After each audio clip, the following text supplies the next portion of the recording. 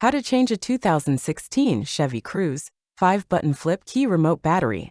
Now here's Sergeant Locksmith to show you how. Let's change the battery out on our Chevy Cruze 5-button flip key remote. For this task, you will need a flat tip screwdriver and your battery, which is a CR2032. Easy task to do.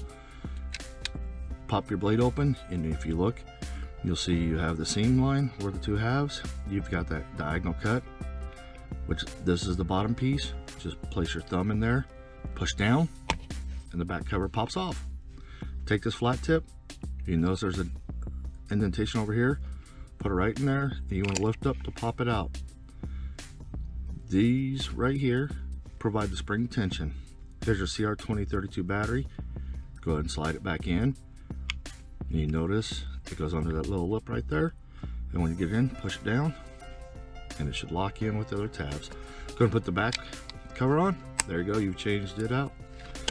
Hey, thanks again for watching, and let's be safe out there.